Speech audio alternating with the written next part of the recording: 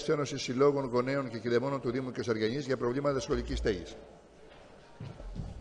Έχετε το λόγο, κυρία Τσουμάνη. Ευχαριστώ πάρα πολύ, κύριε Πρόεδρε. Σας καλωσορίζουμε και εμείς στην περιοχή μας. Κύριε Περιφερειάρχη, κύριοι και κυρίες του Περιφερειακού Συμβουλίου. Στην Κεσαριανή, όπως και σε κάθε γειτονιά της Αττικής, τα σχολεία είναι παλιά και απαιτούν επισκευές και συντηρήσεις. Το ότι υπάρχουν σοβαρές καθυστερήσεις έχει να κάνει κυρίως και με την πολιτική που ακολουθήθηκε διαχρονικά στον χώρο της εκπαίδευσης από όλες τις κυβερνήσεις τα τελευταία χρόνια. Συνέβαλε επίσης καθοριστικά και η κατάργηση του ΟΣ και η μετατροπή του σε χτύπα ΑΕ, με σοβαρές ελλείψεις εξειδικευμένου προσωπικού.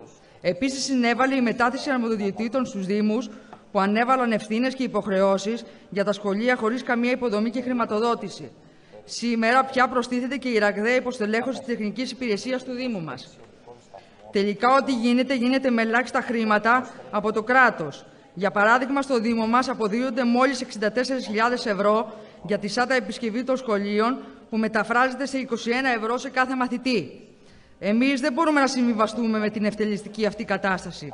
Είναι επίσης τραγικό το ότι ενώ χρειαζόμαστε έργα μεγάλης κλίμακας για τα σχολεία μας, αυτά δεν έχουν άδειες. Καλούμε τον Περιφερειάρχη να πάρει θέση πάνω στο μεγάλο αυτό πρόβλημα που καθιστά απαγορευτική τη χρηματοδότηση έργων μεγάλης κλίμακας. Δεν γίνεται μέσα σε ένα χρόνο να χτίζονται τουριστικά θέατρα στο παραλιακό μέτωπο της Αττικής και τα σχολεία των παιδιών μας να μην έχουν άδειες. Χαρακτηριστικό παράδειγμα έργου μεγάλης κλίμακας ύψους 269.000 ευρώ που αφορά την ενεργειακή αναβάθμιση του πρώτου γυμνασίου Κεσαριανής με απόφαση της Περιφέρειας Αττικής μέσω ΠΕΠ δεν έχει προχωρήσει.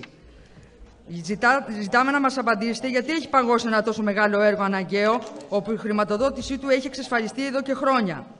Παράλληλα, ο απορρόδεκτος τρόπος εφαρμογής της δίχρονης προσχολικής αγωγής προσέθεσε στα ήδη υπάρχοντα 8 κοντέινερ που μετράνε πολλά χρόνια ζωής και φθοράς, άλλα 6 κοντέινερ, απομειώνοντας άβλιους χώρους και προσθέτοντας νέες επικινδυνότητες. Είναι προφανώς απαράδεκτη η φύτηση νηπίων σε τσίκινα κουτιά εργοταξιακής χρήσης. Απαιτούμε χρηματοδότηση της αντικατάστασης των κοντέινερ με βαρέους τύπου κατασκευές για τη δίχρονη προσχολική αγωγή, με απαλλαγή από όρους και προϋποθέσεις για την εγκατάστασή τους, όπως έγινε για τα κοντέινερ. Ένα μεγάλο πρόβλημα επίσης είναι το πρόβλημα της αντισημιτικής θωράκισης και ελέγχου, ο αποσπασματικός και ελλειπής τρόπος με τον οποίο διενεργείται η όποια κρατική παρέμβαση. Στο Δήμο μας δεν έχει ολοκληρωθεί μόνο ο πρωτοβάθμιος προσημιστικός έλεγχος και αυτός με ευθύνη της τεχνικής υπηρεσίας του Δήμου. Υπάρχουν σχολικές μονάδες που έχουν χτιστεί πρώτων αντισημιτικών κανονισμών του 1959, όπως είναι το πρώτο δημοτικό και το ειδικό σχολείο, που μετράνε ήδη από το 1930, καθώς και του 1985 που δεν έχουν υποβληθεί ως τώρα σε ουσιαστικό δευτεροβάθμιο έλεγχο, ανάθεση μελέτης και κλείσιμο της σχολικής μονάδας, ενώ τα συγκεκριμένα κτίρια έχουν καταπονηθεί και από το σεισμό του 1978. Ακόμα όμως και για τα πιο σύγχρονα κτίρια, αυτά που έχουν κατασκευαστεί από το 1995 και μετά, προκύπτουν ερωτηματικά, καθώς ήδη συμπληρώνουν τα 30 έτη. Και έχει μεσολαβήσει, να θυμίσουμε, και ο σεισμός της Πάρνηθας, ο μεγάλος.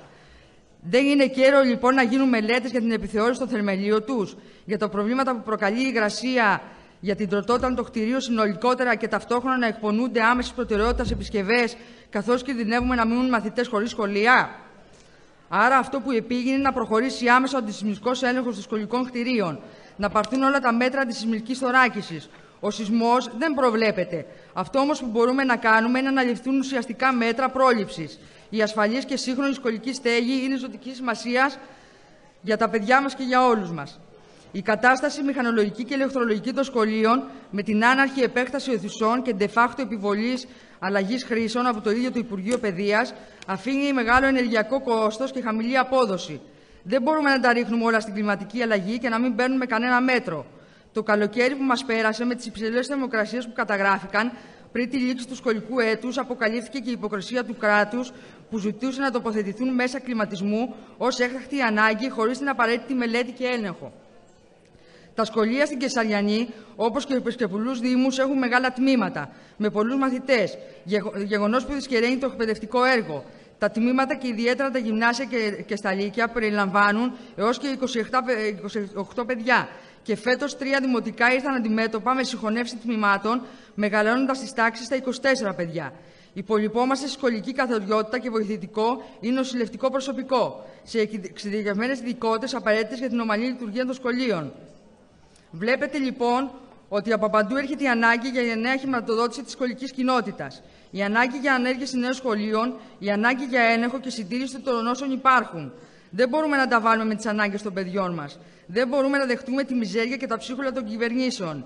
Ειδικά για το Διαδημοτικό Ειδικό Σχολείο Ρόζα Ιμβριώτη, πρέπει άμεσα να δοθεί χρηματοδότηση ώστε να καλυφθούν όλες οι ανάγκες του σχολείου στο σύνολό τους. Ευχαριστούμε πάρα πολύ για το βήμα που μας δόθηκε και περιμένουμε απαντήσεις και λύσεις. Ευχαριστούμε.